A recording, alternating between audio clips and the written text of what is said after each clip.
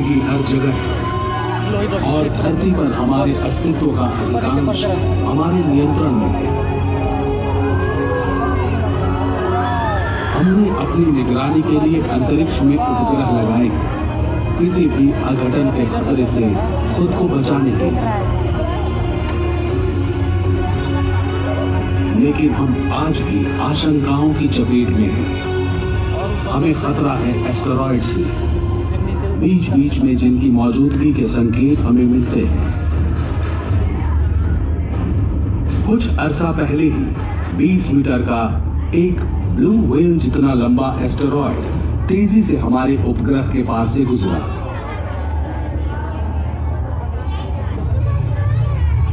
Russia के ऊपरी वायुमंडल में यह फट गया। बहुत से लोगों ने इस विस्फोट को सुना और महसूस किया।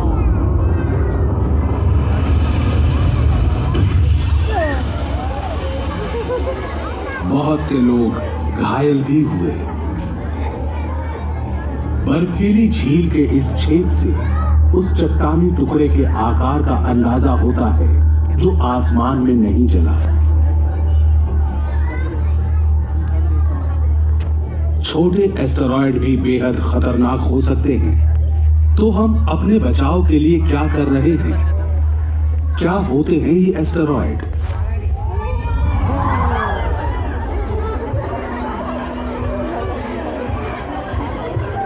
आज से 4.5 अरब साल पहले जब हमारा सौर मंडल बना, उस वक्त जो चट्टानी टुकड़े किसी ग्रह या उपग्रह से नहीं जुड़ पाए, वो सूरज के इर्द गिर्द भटकते रहे।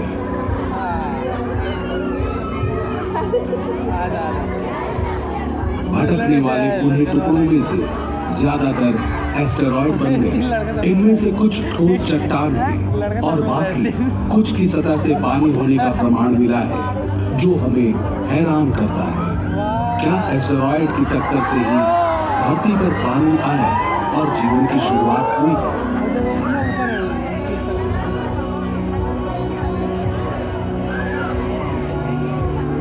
ये छोटे कंकर से लेकर विशाल चट्टान के आकार के हो सकते हैं, हमारे चंद्रमा का 1/4 भी। हमने सबसे विशाल एस्टेरॉयड को ढूंढ निकाला है।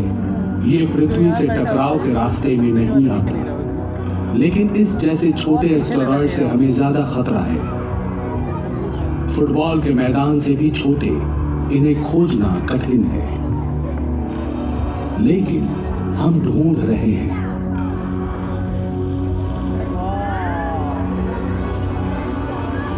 किसी भी घूमते प्रकाशित धब्बे पर एस्टेरॉयड खोजने वालों की पैनी नजर है।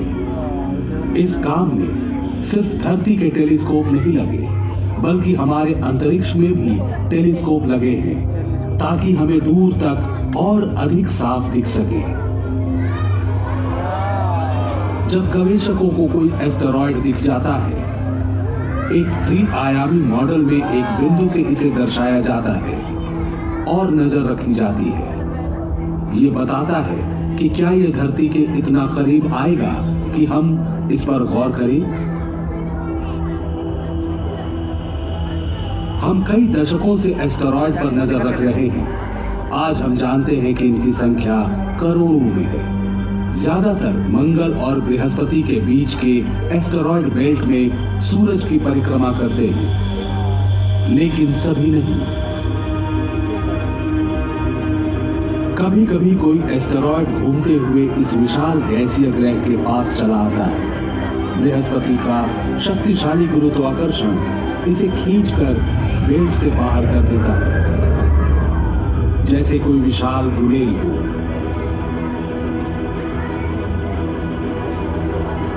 कभी कभी एस्टेरॉयड एक दूसरे से टकरा जाते हैं। हर दिशा में फैल जाते हैं चक्कर काटते चट्टानी टुकड़े। उनका है जो नहीं गिरता है। मान लीजिए हमें धरती से टकराव वाली राह पर चलते एस्टेरॉयड का पता चलता है। उम्मीद है कि समय रहते इसे देख लिया जाए और ये अनेकों वर्ष दूर होगा। हमें बचाव करने के लिए उपयुक्त समय मिलेगा। लेकिन एक एस्टेरॉयड को सच में समझने के लिए हमें और भी गौर से देखने की जरूरत है।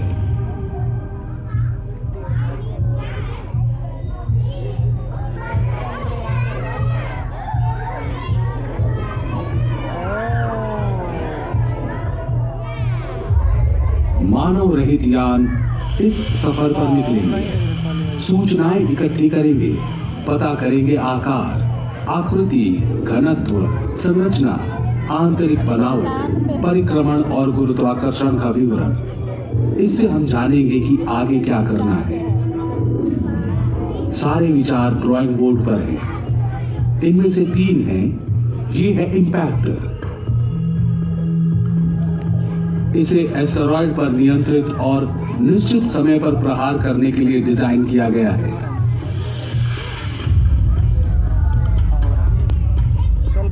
इससे एस्टेरॉयड की गति तथा परिक्रमण पथ बदल जाएगा और ये पृथ्वी से दूर हो जाएगा। जितना अधिक वक्त होगा, प्रहार उतना ही कम लगेगा।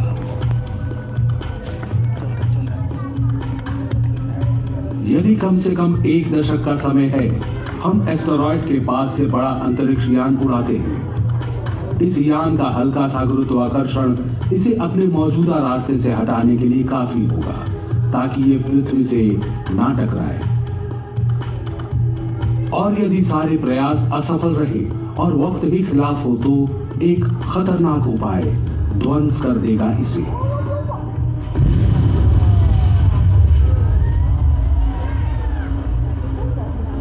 खतरनाक क्योंकि एस्टेरॉयड को ध्वंस करने से इसके कई छोटे टुकड़े हो सकते हैं जो धरती से टकरा सकते हैं।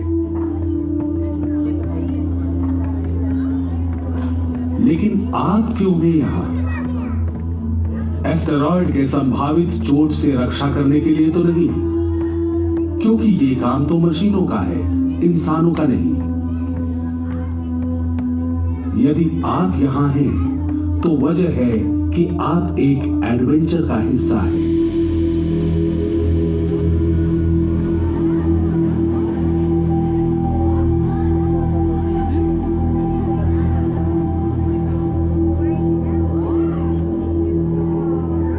दूसरी दुनियाओं को जानने की हमारी आदिम जिज्ञासा रही है। ये हमें ले आई थी चांद पर।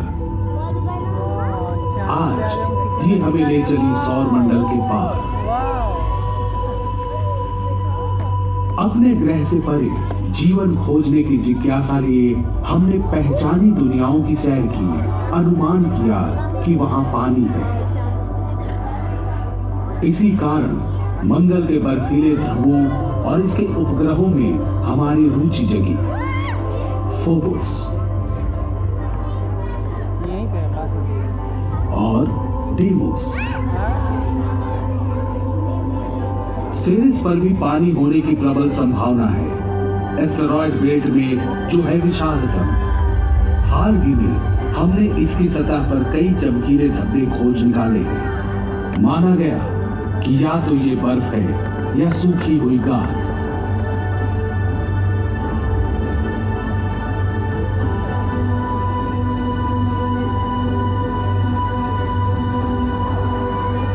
पानी का एक और विशाल संग्रह बृहस्पति के एक उपग्रह यूरोपा पर है। सोचा गया कि बर्फ की गहरी परतों के नीचे जमा हुआ विशाल सागर या झील है। किसे मालूम वहां कैसा जीवन पल रहा है। हालांकि यूरोपा तक पहुंचने में 3 साल लग सकते हैं और मंगल तक पहुंचने में महज 7 महीने। अभी तक तो ये सफर एक तरफा है, हम वापस घर नहीं आ सकते। अंतरिक्ष में यात्रियों को भेजने के लिए बहुत सारा ईंधन चाहिए, क्योंकि पृथ्वी का गुरुत्वाकर्षण हमें वापस धरती पर खींचता है। हम जितना ढो सकते हैं, दूर की दुनिया से घर वापसी के लिए उससे ज्यादा ईंधन की जरूरत है। तो फिर समाधान क्या है? अंतरिक्ष में ईंधन भरने का स्टेशन अच्छा विचार है।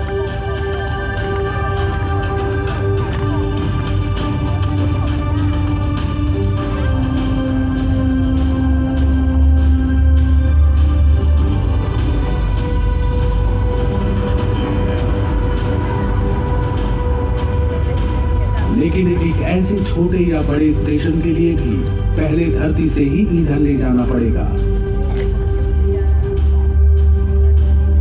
ऐसा करेंगे हम।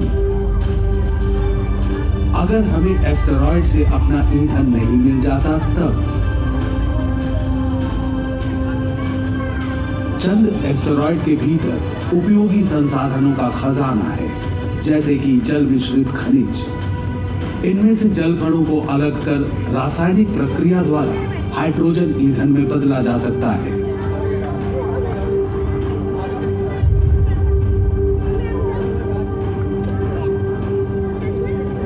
हम इनमें से सांस लेने के लिए ऑक्सीजन और पीने के लिए पानी भी निकाल सकते हैं।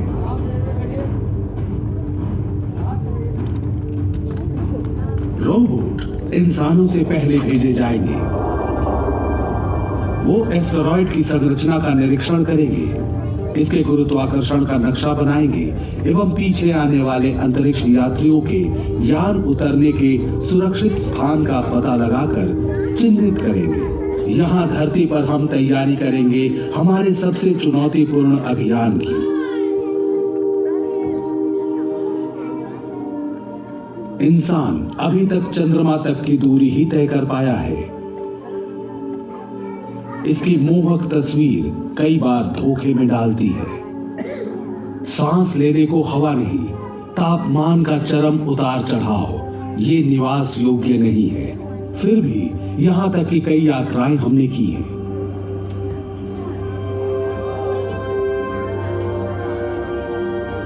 हम पृथ्वी के निचले परिक्रमण पथ तक भी पहुंचे हैं। यहाँ स्पेस वॉक का अनुभव कितना रोचक होगा।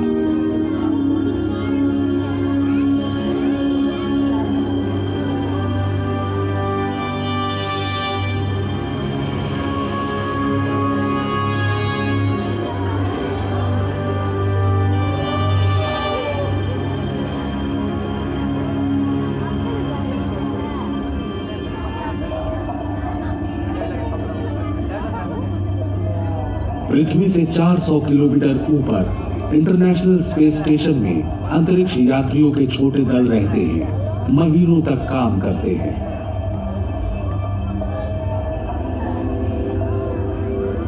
और काम बहुत से हैं। न्यूनतम गुरुत्वाकर्षण में शोध से लेकर यान की मरम्मत करना।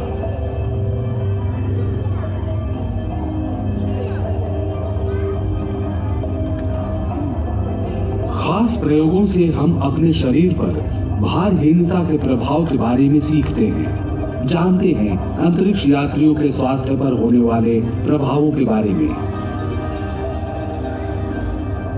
एस्टेरॉयड मिशन टीम का हिस्सा होने के नाते आपको कई अनमोल अनुभव होंगे।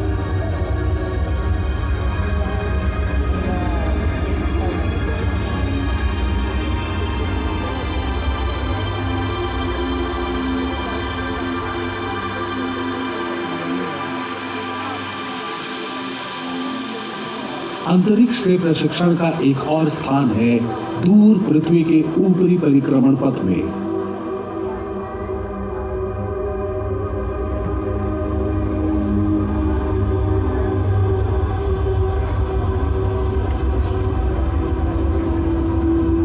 स्पेस स्टेशन से 100 गुना ऊंचाई पर, जहां के हालात और भी मुश्किल हैं, आप उपग्रहों की मरम्मत करेंगे, ठीक करेंगे। इस पकड़ से आप खास तजुर्बा हासिल करेंगे जब आप कम गुरुत्वाकर्षण वाले एक घूमते एस्टेरॉयड पर खुद को महसूस करना चाहेंगे। लेकिन जिस एस्टेरॉयड पर हमारी नजर है वो कई लाख किलोमीटर दूर है। इस लंबे सफर की अपनी चुनौतियां और जोखिम हैं।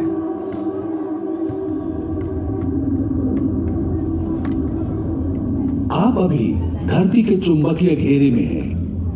ये घेरा उत्तकों को नुकसान पहुंचाने वाले सौर विकिरण और उससे बाहर से आने वाली महाकाशीय किरणों के लिए सुरक्षा कवच है। इस घेरे से बाहर रहना बेहद खतरनाक होता है। इसीलिए वैज्ञानिक अंतरिक्ष यात्रियों को सुरक्षित रखने के उपायों पर काम कर रहे हैं।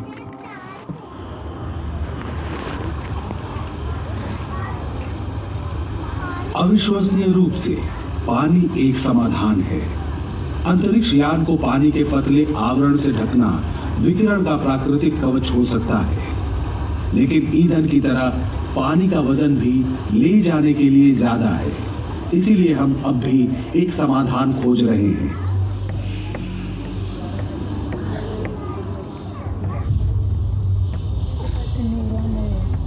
एक और चुनौती भी है। हमें अंतरिक्ष तक पहुंचाने वाले हार्डवेयर की तरह हमारे दिमाग का सॉफ्टवेयर उतना अनुकूल ना हो। आज तक धरती से इतनी दूर कोई नहीं पहुंचा। वो क्षण आनंद का भी होगा और तनाव का भी। और महीनों तक बंद रहने का परिणाम क्या होगा? इस कैदी जीवन पर आपकी प्रतिक्रिया क्या होगी?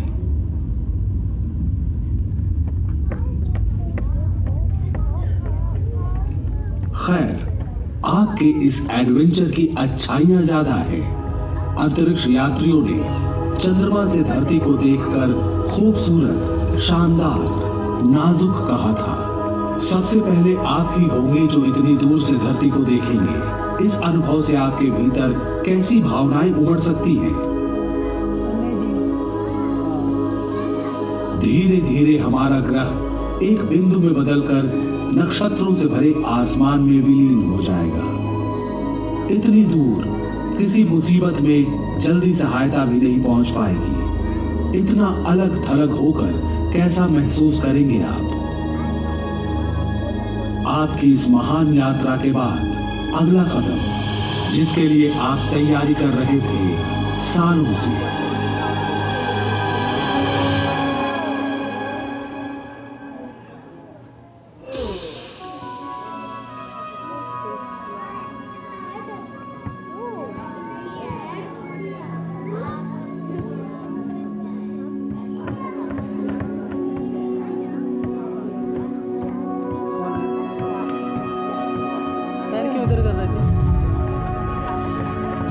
पैर नहीं बचाओ बाबू। पैर क्यों बजा रहा है बाबू? Don't move your leg.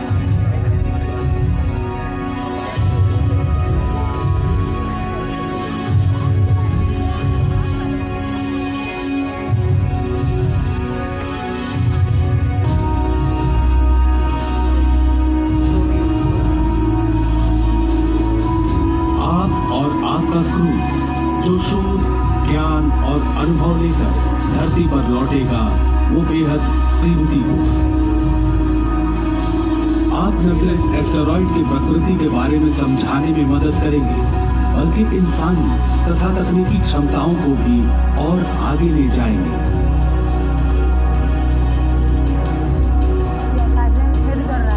ये दुस्साहसिक अभियान लंबी यात्राओं के लिए तैयार होने और ईंधन को बीच राह में फिर से भरने के लिए खास पड़ावों के निर्माण की तरफ एक महत्वपूर्ण कदम होगा।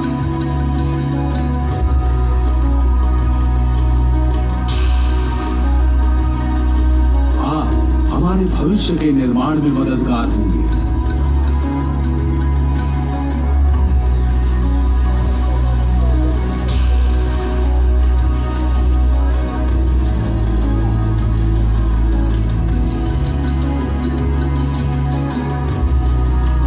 इंटरनेशनल स्पेस स्टेशन की तरह यहाँ से भी यात्री आ जा सके, रह सके, काम कर सके और सुदूर भविष्य में सौर मंडल को पार करने की भी बुनियाद रखे।